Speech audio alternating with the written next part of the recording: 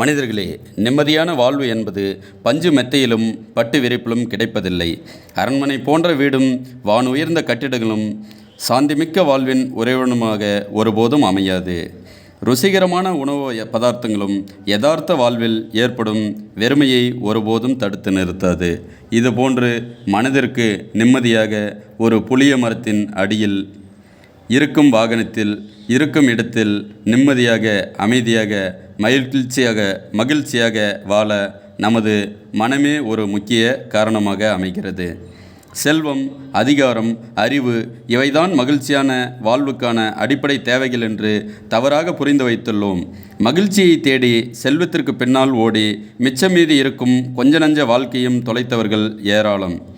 அதிகார அரியணைகளை கைப்பற்றி உலகையே அடக்கி ஆண்ட பலரும் தனிப்பட்ட வாழ்வில் நிம்மதியை தொலைத்தவர்களாகவே இருந்துள்ளனர். பிரபலம் எனும் கொடிக்கம்பத்தில் ஏறிய பலரும் வாழ்வில் நிராசை அடைந்தவர்களாக, ஆசை பூர்த்தி ஆகாதவர்களாகவே இருந்துள்ளார்கள். உயர் பதவிகளும் பெரும் பொறுப்புகளும் நிம்மதி நிறைந்த வாழ்வை பரிசாக வழங்காது.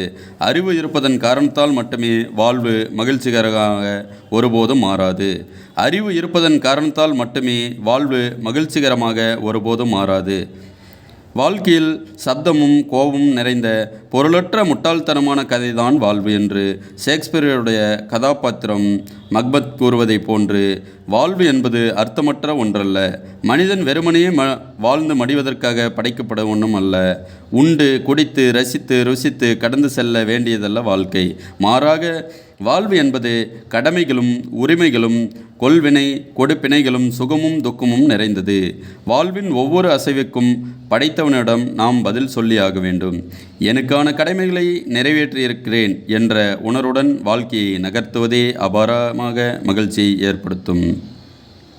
அதே சமயம் சொந்த கவலைகளை அகற்றி வைத்து அடுத்தவருடைய மகிழ்ச்சிக்காக தியாகம் செய்ய முடியும் என்றிருந்தால் அந்த வாழ்வு தரும் சுகமே தனிதான். சுருக்கமாக கூறுவதாக இருந்தால், வாழ்வு என்பது அறிந்து அனுபவிக்க வேண்டிய ஒரு சுகந்த அனுபவம். அவ்வாறு வாழ முற்படுகின்றவர்களுக்கு மரணம் கூட நிம்மதியான அனுபவமாக மாறலாம். மனிதன் எவ்வாறு வாழ வேண்டும் என்பதற்கு ஒரு சில வழிகாட்டுதல்களும் வழிமுறைகளும் அவசியம் தேவைப்படுகின்றன. மற்ற உயிரினங்களைப் போன்று சுதந்திரமாக மனிதனை விட்டுவிட்டால் அதன் பலாபலன் சர்வநாசமாக இருக்கும். பெரும் குழப்பங்களே எஞ்சி நிற்கும். எனவே இந்த வழிகாட்டுகளை வழங்குவது யார்? இதுதான் தலையாய வினா. ஒவ்வொருவரும் தங்களது மனோ இச்சையின் அடிப்படையில் வாழ்வுக்கான வியாக்கியானங்களை கொடுக்க முயன்றால் சிலரது மானுட வர்க்கம் நிலைத்திருப்பதே பேராபத்தில் சென்று முடியலாம். மனித வாழ்வுக்கான வழிகாட்டுதல்களை மனிதனே வழங்கினால் அவற்றில் மனித பலவீனங்கள் கண்டிப்பாக கலந்திருக்கலாம். இங்குதான் மனிதனுக்கு தெய்வீக வழிகாட்டுதல் தேவைப்படுகின்றன.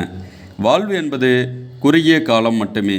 வாழ்வு என்பது எவ்வளவு உண்மையோ அவ்வாறே மரணமும் சாத்தியமானது. சுவை என்பது இனிப்பு, கசப்பு, சிலபோது உவர்ப்பு. இந்த ருசிகளையே நாம் சுவை என்கிறோம். எனவே மரணம் சிலருக்கு இனிப்பாக இருக்கலாம், சிலருக்கு கசப்பாக இருக்கலாம், வேறு சிலருக்கு உவர்ப்பாகவும் இருக்கலாம், மற்றும் சிலருக்கு வேறு சுவைகளாகவும் இருக்கலாம். வாழ்வு எவ்வாறு இருந்தது என்பதன் அடிப்படையில்தான் மரணத்தின் சுவையும் அமையும். சுவை எவ்வாறு இருந்தாலும் வாழ்வின் இறுதி முடிவல்ல மரணம். மாறாக வாழ்வின் தொடர்ச்சிதான் மரணம் என்று குறிப்பிடுகிறோம். மரணத்துக்கு வரம்புகள் கிடையாது. சிறியவர் பெரியவர் என்ற வேறுபாடோ ஆண் பெண் என்ற பாகுபாடோ கிடையாது. மரணம் வந்துவிட்டால் அனைத்தையும் விட்டுவிட்டு சென்று விட வேண்டியதுதான். நம்முடைய மரணத்துக்காக உலகம் தவித்து போகும் என்பதோ உலகம் அழும் என்பதோ கிடையாது. நமக்காக அழும் ஒரு சிலர் கூட கொஞ்ச நாட்கள் தான் அழுவார்கள். குறிப்பிட்ட காலத்திற்கு பின் நமக்காக கண்ணீர் சிந்தவோ நம்மை குறித்து நினைக்கவோ கூட யாருக்கும் நேரம் இருக்காது. மனிதனுக்கு அறிவும் தேவை, ஆன்மீகம் தேவை. இரண்டும் ஒன்றுடன் ஒன்று இணைந்திருக்க வேண்டும். இரண்டையும் தனித்தனியாக பிரிக்கும்போதுதான் பிரச்சனைகள் ஏற்படுகின்றது. அறிவு மட்டும் போதும், ஆன்மீகம் தேவையில்லை என்று கூறும் ஒரு மக்கள் கூட்டம் இருக்கத்தான் செய்கிறார்கள். ஆன்மீகம் மட்டும் போதும், அறிவு தேவையில்லை என்று கூறும் மற்றொரு மக்கள் கூட்டமும் இருக்கத்தான் செய்கிறார்கள். அறிவும் ஆன்மீகமும் ஒன்றாக இணையும் போதுதான் இறை வழிகாட்டுதலை புரிந்து கொள்ள முடியும். இறை வழிகாட்டுதல் மனிதனுக்கு அழகாக அறிமுகம் செய்து வைக்கும்.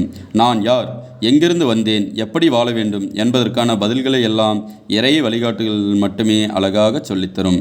மனித கொள்கைகளும் தத்துவங்களும் மாற்றத்திற்கு உள்ளாகும். காலத்தால் மாறலாம், இடத்தால் மாறலாம், மனித பலவீனங்களால் கூட மாறலாம். ஆனால் இறை வழிகாட்டுதல்கள் அவ்வாறு அல்ல, ஒருபோதும் மாறாதவை.